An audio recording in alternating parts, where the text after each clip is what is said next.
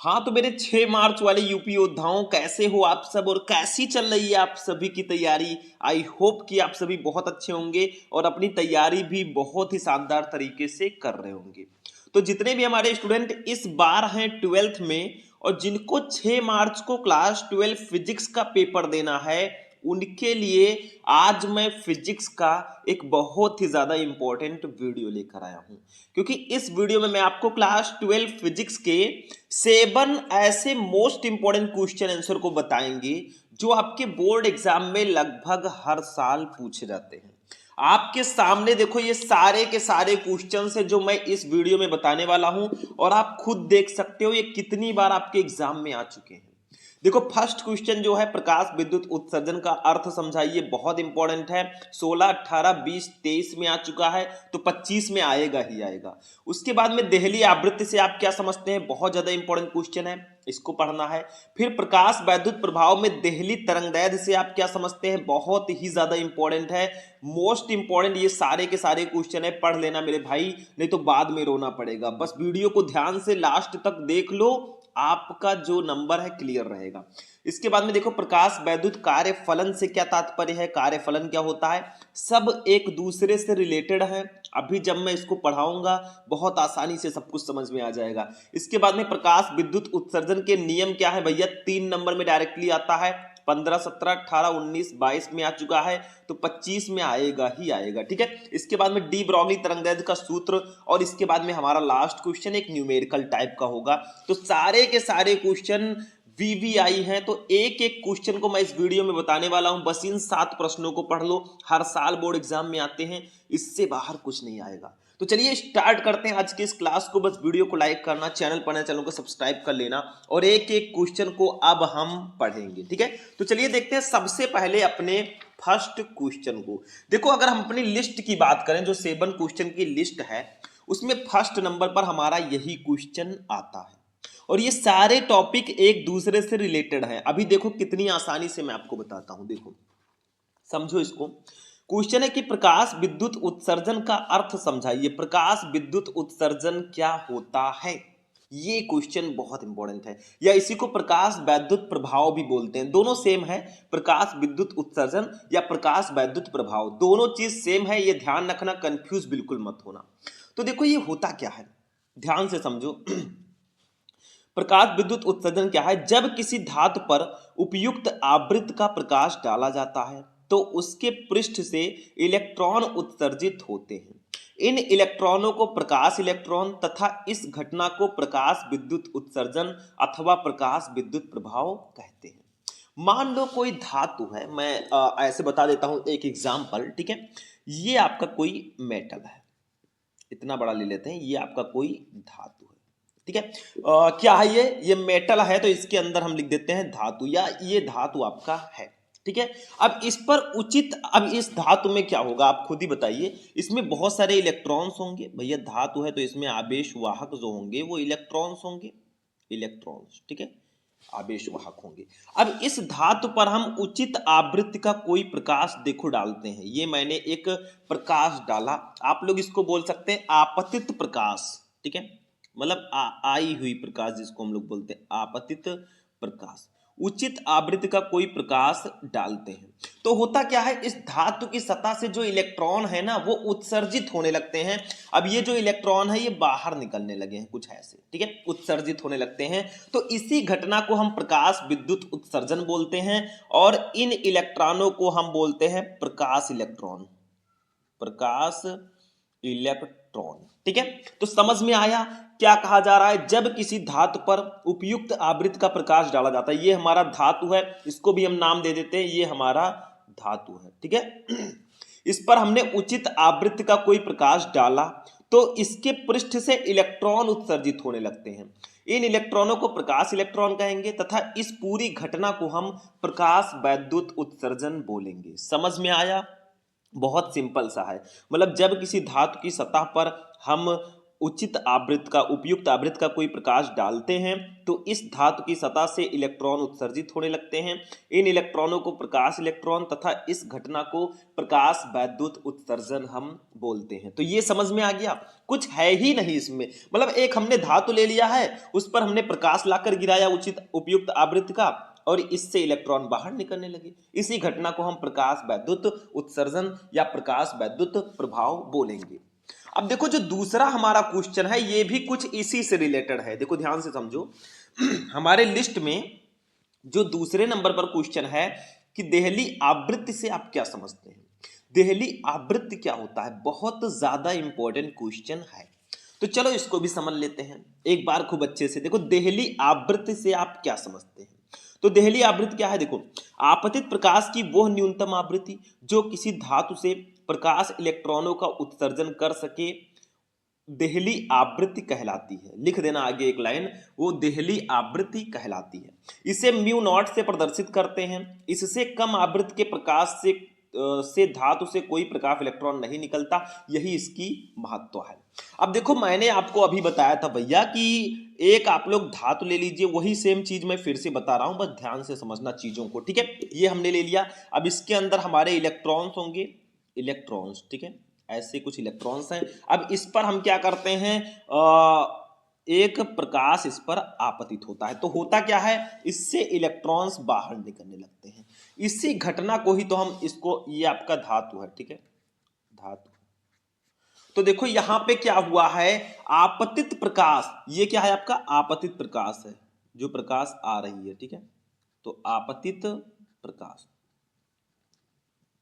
तो देखो यहां पे हमें ये तो पता है भैया कि किसी धातु पर जब प्रकाश आया और इस धातु की सतह पर पड़ा तो इससे इलेक्ट्रॉन उत्सर्जित होने लगे, इस घटना को हमने प्रकाश विद्युत उत्सर्जन कहा। लेकिन देहली आवृत्ति क्या होती है, देखो आपतित प्रकाश की वह न्यूनतम आवृत्ति, इस आपतित प्रकाश की वह न्यूनतम आवृत्ति जो किसी धातु से प्रकाश इलेक्ट्रॉन का उत्सर्जन कर सके, जो इस धातु से प्रकाश इलेक्ट्रॉन का उत्सर्जन कर सके वो देहली आवृत्ति कहलाती है। मतलब इसी आपतित प्रकाश की वह न्यूनतम आवृत्ति जो किसी धातु की सतह से प्रकाश इलेक्ट्रॉनों का उत्सर्जन कर सके वो देहली आवृत्ति कहलाएगी।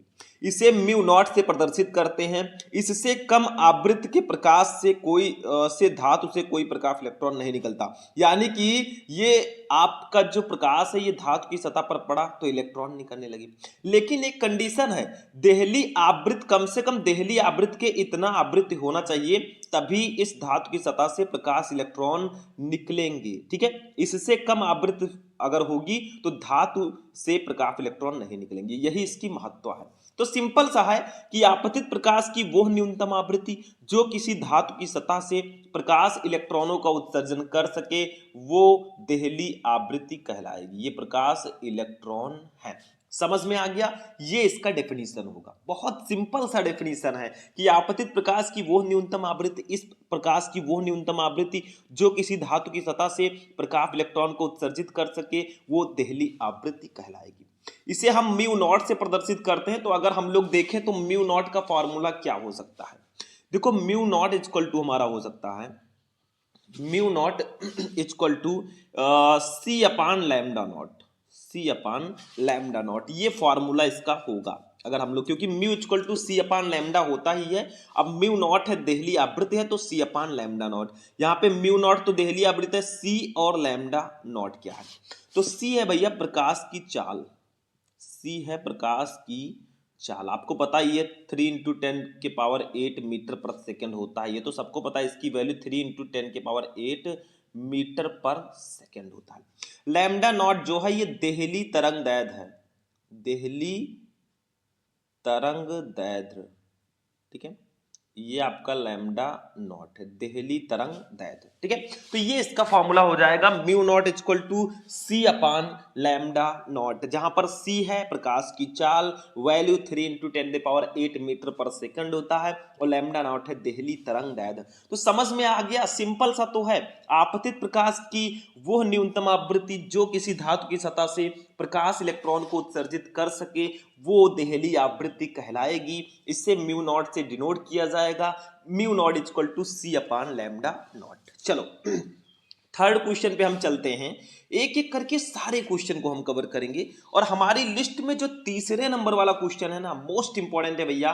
प्रकाश वैद्युत प्रभाव में देहली तरंगदैर्घ्य से आप क्या समझते हैं? तो वही सेम डेफिनेशन कौन सा, जो हमारी आपतित प्रकाश थी उसका वो अधिकतम तरंगदैर्घ्य जो किसी धातु की सतह से प्रकाश इलेक्ट्रॉन उत्सर्जित कर सके वो देहली तरंगदैर्घ्य कहलाएगा। कितना सिंपल है, मैंने कहा था एक दूसरे से ये रिलेटेड होंगे। देखो ये जो आपकी आपतित प्रकाश है ना, इसकी वो अधिकतम तरंगदैर्घ्य जो किसी धातु की सतह से प्रकाश इलेक्ट्रॉनों को उत्सर्जित कर सके वो देहली तरंगदैर्घ्य कहलाएगा। ये खुद देख लो इसकी डेफिनेशन को, बहुत इंपॉर्टेंट ये क्वेश्चन है, कई बार एग्जाम में आ चुका है भैया, मिस बिल्कुल मत करना, इस बार भी आने वाला है। देखो देखो ध्यान से किसी धातु पर आपतित प्रकाश की तरंगदैर्घ्य का वो अधिकतम मान जिससे तरंगदैर्घ्य का प्रकाश धातु पृष्ठ से प्रकाश इलेक्ट्रॉन उत्सर्जित कर सके देहली तरंगदैर्घ्य कहलाता है।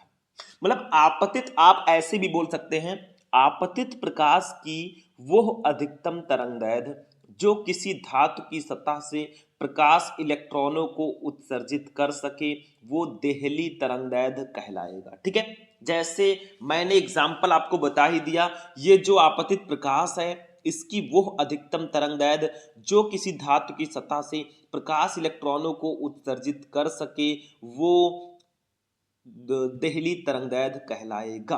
ठीक है, अब देहली तरंगदैर्घ्य को हम लोग किस से डिनोट करते हैं इसको भी जानना जरूरी है। ठीक है, तो देखो ध्यान से समझो, इसको लैम्डा नॉट से, जैसे उसको म्यू नॉट से, इसको लैम्डा नॉट से प्रदर्शित करते हैं,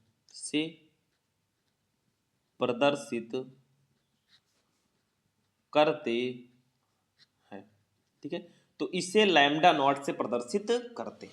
अब लैम्डा नॉट इक्वल टू क्या होगा फॉर्मूला, अभी तो मैंने बताया था क्या होगा लैम्डा नॉट, तो same process, lambda naught equal to हो जाएगा सी अपान म्यू नॉट। जैसे mu naught equal to c upon lambda naught था, वैसे lambda naught equal to c upon mu naught हो जाएगा। सिंपल सा तो है। अब आपसे कोई पूछे भैया सी क्या है, तो ये प्रकाश की चाल है। म्यू नॉट क्या है, तो म्यू नॉट मैंने बता ही दिया आपको, देहली आवृत्ति है, देहली आवृत्ति। ठीक है, देहली फ्रीक्वेंसी आवृत्ति, बस हो गया। यही है कि आपतित प्रकाश का वो अधिकतम तरंगदैर्घ्य जो किसी धातु की सतह से प्रकाश इलेक्ट्रॉनों को उत्सर्जित कर सके वो देहली तरंगदैर्घ्य कहलाएगा। इसको लैम्डा 0 से या लैम्डा नॉट से प्रदर्शित करेंगे। Lambda naught equal to c upon mu naught होता है, जहां पे म्यू नॉट है देहली तरंगदैर्घ्य, सी है प्रकाश की चाल। ठीक है, सिंपल सा था, कुछ था नहीं इसमें। चलो हम आगे बढ़ते हैं मेरे भाई। अब अपना चौथा क्वेश्चन हम लोग देखते हैं, इसी के जस्ट नीचे है।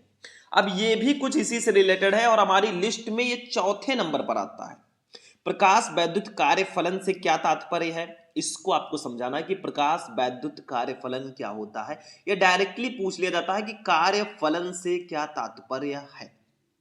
ठीक है, तो इसको समझते हैं क्या है इसमें, ध्यान से समझो। वही सेम प्रोसेस है। देखो वो न्यूनतम प्रकाश ऊर्जा जो किसी धातु पृष्ठ से इलेक्ट्रॉन उत्सर्जित करने के लिए आवश्यक होती है उस धातु का प्रकाश वैद्युत कार्यफलन कहलाता है। देखो मैंने बताया कि आपतित प्रकाश की वो न्यूनतम आवृत्ति जो किसी धातु की सतह से प्रकाश इलेक्ट्रॉन उत्सर्जित कर सके वो देहली आवृत्ति होगी। आपतित प्रकाश का वो अधिकतम तरंगदैर्घ्य जो किसी धातु की सतह से प्रकाश इलेक्ट्रॉन उत्सर्जित कर सके वो देहली तरंगदैर्घ्य होगा। अब भैया कार्यफलन क्या होता है, आपतित प्रकाश की वो न्यूनतम ऊर्जा जो किसी धातु की सतह से प्रकाश इलेक्ट्रॉन उत्सर्जित कर सके वो उस पृष्ठ का कार्यफलन कहलाएगा। सिंपल सा है, सारे डेफिनेशन एक ही फिगर से मैंने समझा दिया और ऐसा ही सेम है। देखो क्या लिखा है, वो न्यूनतम प्रकाश ऊर्जा जो किसी धातु पृष्ठ से इलेक्ट्रॉन उत्सर्जित करने के लिए आवश्यक होती है उस धातु का प्रकाश वैद्युत कार्यफलन या वर्क फंक्शन कहलाता है। ठीक है, इसी को हम कार्यफलन कहते हैं। मतलब जो हमारी आपतित प्रकाश है उसकी न्यूनतम ऊर्जा जो धातु से प्रकाश इलेक्ट्रॉन को उत्सर्जित कर सके वो उस धातु का प्रकाश वैद्युत कार्यफलन कहलाएगा। इसे सामान्यतः इसको W से व्यक्त करते हैं, W से इसको व्यक्त करते हैं हम प्रकाश वैद्युत कार्यफलन को। और W इक्वल टू आपका फॉर्मूला जो होता है W इक्वल टू होगा H म्यू नॉट, ये इसका फॉर्मूला हो गया बड़े भाई। W इक्वल टू हो जाएगा H म्यू नॉट। अब आप लोग कहेंगे सर जी यहाँ पे H क्या है? देखो W तो है कार्यफलन, H है प्लांक नियतांक, प्लांक नियतांक, ठीक है। और म्यू नॉट तो आप सभी को पता ही है, म्यू नॉट जो हमारा है ये देहली आवृत्ति है। इसको बार बार लिखने से कोई फायदा है नहीं, क्योंकि आपको पता चल ही गया है देहली आवृत्ति है, ठीक है। अब एक फॉर्मूला हम यहां से और निकाल सकते हैं। कौन सा फॉर्मूला बेटा? क्योंकि मैंने आपको बताया था चूंकि म्यू नॉट इक्वल टू क्या होता है, सी अपान लैम्डा नॉट, ये भी मैंने बताया आपको। म्यू नॉट इक्वल टू होता है सी अपान लैम्डा नॉट, ठीक है। तो यहां पे हम साइड में एक और फॉर्मूला जनरेट कर देंगे। देखो इस म्यू नॉट की जगह पर सी अपान लैम्डा नॉट लिखेंगे तो हमारा दूसरा फॉर्मूला आ जाएगा W equal to h c upon lambda naught. ये भी हमारा फार्मूला आ चुका है मेरे भाई, और यही होगा कार्यफलन का दूसरा फार्मूला। एक फार्मूला मैंने बताया W equal to h mu naught, h है प्लांक कांस्टेंट, म्यू नॉट है देहली आवृत्ति। तो mu naught equal to c upon lambda naught भी होता है, अभी हमने देहली आवृत्ति में पढ़ा था, ठीक है। तो W equal to h c upon lambda naught हो जाएगा। मतलब सिंपल सा है, कुछ है नहीं इसमें। अब H आपको पता ही है प्लांक कांस्टेंट, C है प्रकाश की चाल, लैम्डा नॉट है देहली तरंग दैर्ध्य, ठीक है। हो गया, ये भी टॉपिक कंप्लीट हुआ, इसको भी हम हटाएंगे। और अब चलेंगे अपने एक ऐसे टॉपिक पर जो भैया काफी स्पेशल टॉपिक है, ये खुद ही देख लो आप लोग। ये टॉपिक इस बार इसके आने के चांसेस 99% हैं। तो अपनी लिस्ट को हम निकालते हैं और इस टॉपिक को देखते हैं। हमारे पांचवें नंबर पर हमारा ये टॉपिक है, प्रकाश वैद्युत उत्सर्जन के नियम लिखिए। या ऐसे भी पूछा जाता है प्रकाश वैद्युत प्रभाव के नियम लिखिए। दोनों सेम चीजें हैं, तो आपको इसको समझना है। मतलब हमने समझा कि जब किसी धातु की सतह पर उचित आवृत्ति का कोई प्रकाश डाला जाता है तो उस धातु की सतह से इलेक्ट्रॉन उत्सर्जित होने लगते हैं। इन इलेक्ट्रॉनों को हम प्रकाश इलेक्ट्रॉन बोलते हैं और इस घटना को प्रकाश वैद्युत उत्सर्जन बोलते हैं। लेकिन इसके कुछ नियम हैं। आखिर प्रकाश विद्युत उत्सर्जन कब होगा, प्रकाश विद्युत प्रभाव कब होगा, इसके कुछ रूल्स हैं। वो रूल्स भी हम समझा देते हैं आपको। देखो ध्यान से समझो चीजों को।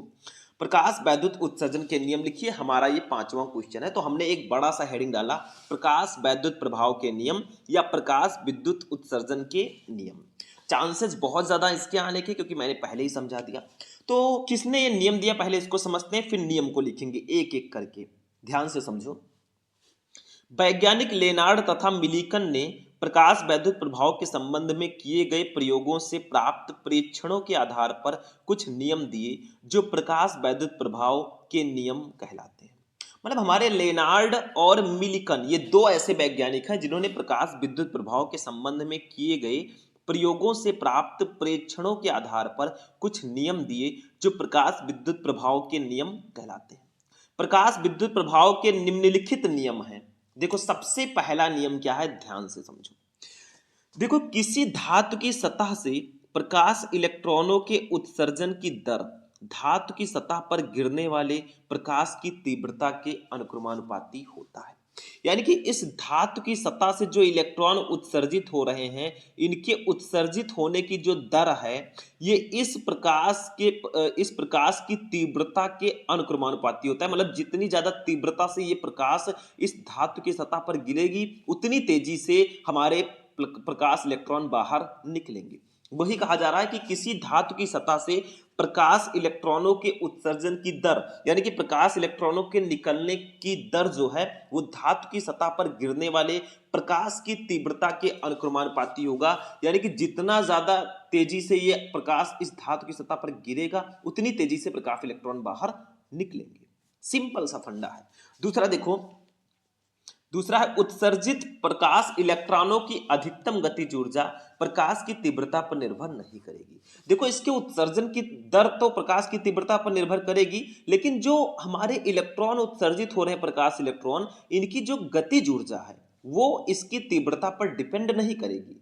मतलब प्रकाश इलेक्ट्रॉन जो निकल रहे हैं उसकी जो गतिज ऊर्जा है वो आपतित प्रकाश की तीव्रता पर निर्भर नहीं करती, यही आपसे कहा जा रहा है। तीसरा, प्रकाश इलेक्ट्रॉनों की अधिकतम गतिज ऊर्जा प्रकाश की आवृत्ति के बढ़ने पर बढ़ती है। यानी कि जो हमारे प्रकाश इलेक्ट्रॉन बाहर निकल रहे हैं, यानी कि जो अधिकतम गतिज ऊर्जा है ना, अगर इस प्रकाश की आवृत्ति बढ़ेगी तो इन प्रकाश इलेक्ट्रॉनों की गतिज ऊर्जा भी बढ़ेगी। वही कहा जा रहा है कि प्रकाश इलेक्ट्रॉनों की अधिकतम गतिज ऊर्जा प्रकाश की आवृत्ति के बढ़ने पर बढ़ती है। अगर आवृत्ति बढ़ रही है भैया तो गतिज ऊर्जा भी बढ़ेगी। ठीक है, चलो चौथा, यदि आपतित प्रकाश की आवृत्ति एक न्यूनतम मान से कम है तो धातु से कोई भी प्रकाश इलेक्ट्रॉन नहीं निकलता। यह न्यूनतम आवृत्ति देहली आवृत्ति भिन्न भिन्न धातुओं के लिए भिन्न भिन्न होती है। यानी कि अगर जो हमारा ये प्रकाश है जो इस धातु की सतह पर आपतित हुआ है, अगर इस प्रकाश की आवृत्ति देहली आवृत्ति से कम है तो इस धातु की सतह से कोई भी प्रकाश इलेक्ट्रॉन नहीं निकलेगा। अगर इस आपतित प्रकाश की आवृत्ति एक न्यूनतम मान से कम होगी, यानी कि देहली आवृत्ति से कम होगी, तो भैया यहाँ पे इस धातु की सतह से कोई भी प्रकाश इलेक्ट्रॉन नहीं निकलेगा, क्योंकि न्यूनतम आवृत्ति आपकी देहली आवृत्ति के जितना होना चाहिए। तो वही कहा गया, यदि आपतित प्रकाश की आवृत्ति एक न्यूनतम मान से कम है तो धातु से कोई भी प्रकाश इलेक्ट्रॉन नहीं निकलता। यह न्यूनतम आवृत्ति देहली आवृत्ति भिन्न भिन्न धातुओं के लिए भिन्न भिन्न होती है। पांचवा देखो ध्यान से, एक और नियम यहां पे है, प्रकाश के धातु की सतह पर गिरते ही इलेक्ट्रॉन उत्सर्जित होने लगते हैं। अर्थात प्रकाश के सतह पर गिरने तथा इलेक्ट्रॉन के सतह से बाहर निकलने के बीच कोई समय पश्चता नहीं होती, चाहे प्रकाश की तीव्रता कितनी भी हो। मतलब आपका जो ये प्रकाश है जैसे ही इस धातु की सतह पर गिरेगा तुरंत ही प्रकाश इलेक्ट्रॉन बाहर निकलने लगेंगे। इन दोनों के बीच टाइम डिफरेंस नहीं होता है कि ये गिरा इस पर तब 2-3 मिनट बाद निकले, ऐसा कुछ नहीं है। जैसे ही आपतित प्रकाश इस धातु की सतह पर गिरेगा तुरंत ही आपका प्रकाश इलेक्ट्रॉन निकलने लगेगा। इनके बीच कोई समय पश्चता नहीं होती है। समझ में आया? मतलब वही कहा जा रहा है कि जैसे ही ये प्रकाश इस धातु की सतह पर गिरेगा तुरंत ही प्रकाश इलेक्ट्रॉन उत्सर्जित होने लगते हैं। तो यहाँ पे समझो, प्रकाश के धातु की सतह पर गिरते ही इलेक्ट्रॉन उत्सर्जित होने लगते हैं। अर्थात प्रकाश के सतह पर गिरने तथा इलेक्ट्रॉन के सतह से बाहर निकलने के बीच कोई समय पश्चता नहीं होती, चाहे प्रकाश की तीव्रता कितनी ही क्यों ना हो। ठीक है, बस ये भी हो गया, ये भी क्वेश्चन हो गया। हमारे लिस्ट में जो 6 नंबर पर क्वेश्चन आएगा, अपने लिस्ट की अगर हम लोग बात करें तो इस पे 6 नंबर पर जो क्वेश्चन आता है भैया, डी ब्रॉगली तरंगदैर्घ्य का सूत्र लिखिए। देखो ये सारे के सारे क्वेश्चन आपके विकिरण एवं द्रव्य की द्वैत प्रकृति चैप्टर से है, क्योंकि इससे पहले मैंने आपको बहुत सारे क्वेश्चंस ऑलरेडी बता रखे हैं। ठीक है, तो उनको जाकर आप लोग जरूर देखना। चलो, डी ब्रॉगली तरंगदैर्घ्य का सूत्र क्या है? तो डी ब्रॉगली तरंगदैर्घ्य का जो सूत्र होता है वो कुछ इस प्रकार से होता है। मैंने बताया था लैम्डा इक्वल टू आपका होता है h upon m v. Lambda equal to होता है एच अपान एम वी। ये डी ब्रॉगली तरंगदैर्घ्य का सूत्र होता है। या एक तरीके से आप और लिख सकते हैं, या लैम्डा इक्वल टू, चूंकि p equal to m b होता है तो lambda equal to h upon p भी होता है। ठीक है, पी आपका संवेग है। तो ये दो फॉर्मूले इसके होते हैं। मेन आपका ये वाला फॉर्मूला है lambda equal to h upon m b. अब चूंकि p equal to m b होता है तो lambda equal to h upon p भी हम लिख सकते हैं। अब लैम्डा तो आपको पता है ये तरंगदैर्घ्य है, इसको लिखने की जरूरत है नहीं। एच क्या है भैया, यम क्या है भैया, और वी क्या है भैया, इनको जानना जरूरी है। तो एच है प्लांक नियतांक, प्लांक नियतांक। ठीक है, एम है आपका कण का द्रव्यमान, कण का द्रव्यमान, और वी आपका जो है ये कण का वेग है, कण का वेग है। ठीक है, ये आपका कण का वेग है। और P क्या है, ये भैया संवेग है। ठीक है, P equal to m b होता है। तो आपका डी ब्रॉगली तरंगदैर्घ्य का सूत्र क्या है, lambda equal to h upon m b या lambda equal to h upon p. Lambda equal to h upon m b mainly आप लोग इसको लिखिएगा, एच है प्लांक नियतांक, एम है कण का द्रव्यमान, वी जो है ये कण का वेग है। ठीक है, बस हो गया मेरे भाई, ये 6 नंबर वाला क्वेश्चन भी आपका हो चुका है। चलो, एक लास्ट क्वेश्चन हमारा आता है, एक न्यूमेरिकल टाइप का है, तो इनको भी हम सॉल्व करेंगे भाई, क्योंकि जब तक तोड़ेंगे नहीं तब तक छोड़ेंगे नहीं, ठीक है। चलो 7 नंबर क्वेश्चन, 5 एंगस्ट्रॉम तरंगदैर्घ्य वाले एक्स किरण फोटान की ऊर्जा कितने जूल होगी। मतलब 5 एंगस्ट्रॉम तरंगदैर्घ्य है एक्स किरण, फोटान की ऊर्जा कितने जूल होगी। यानी कि हमें क्या दिया गया है, हमें लैम्डा दिया गया है। क्या दिया गया है, लैम्डा दिया गया है 5 एंगस्ट्रॉम, 5 एंगस्ट्रॉम। अब 5 एंगस्ट्रॉम को अगर आप मीटर में बदलते हैं तो ये होगा 5 इंटू 10⁻⁻10 मीटर, ये इतना हो जाएगा, ठीक है। उसके बाद में हमें निकालना क्या है, हमें फोटान की ऊर्जा ई निकालनी है, सॉरी ई हमें निकालना है। तो यहां पे एक फॉर्मूला लगाएंगे फोटान की ऊर्जा का, फोटान की ऊर्जा, ठीक है, फोटान की ऊर्जा E इक्वल टू आपका होता है फोटान की ऊर्जा E इक्वल टू होता है H c upon lambda, H c upon lambda, ठीक है। ये फॉर्मूला होता है फोटान की ऊर्जा का, एच सी अपान लैम्डा। अब इसी पर हम वैल्यू रख देंगे। देखो स्टूडेंट 2-3 वैल्यू आप लोग याद रखना इस चैप्टर में। देखो एच जो है प्लांक नियतांक है, इसकी वैल्यू जो होती है वो 6 × 6 मतलब 6.6 इंटू 10⁻34 होती है। इंटू सी है प्रकाश की चाल, इसकी वैल्यू होती है 3 × 10⁸ अपान लैम्डा है तरंगदैर्घ्य, तरंगदैर्घ्य की वैल्यू होती है 5 इंटू ऊपर लिखा है 5 इंटू 10⁻10, ठीक है, कुछ इस प्रकार से होता है।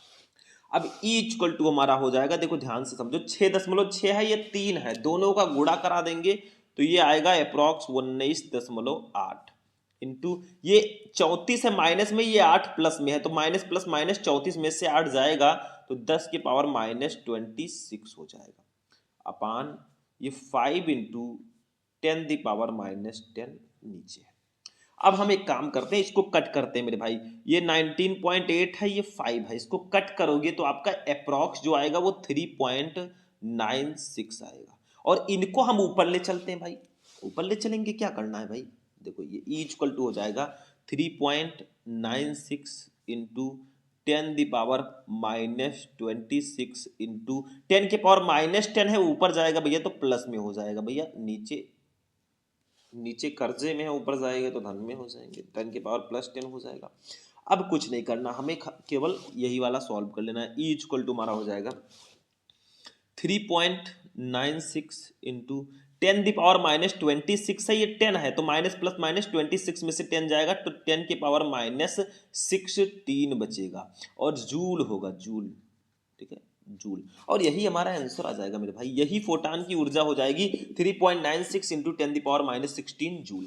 तो इसको मैं एक बार फिर से रिवाइज करना चाहूंगा। देखो हमें लैम्डा दिया गया था तरंगदैर्घ्य 5 एंगस्ट्रॉम, तो हमने इसको मीटर में बदला 5 इंटू 10⁻10 मीटर हो गया। हमें फोटान की ऊर्जा E निकालनी थी, हमने निकाल दिया। फोटान की ऊर्जा E equal to h c upon lambda.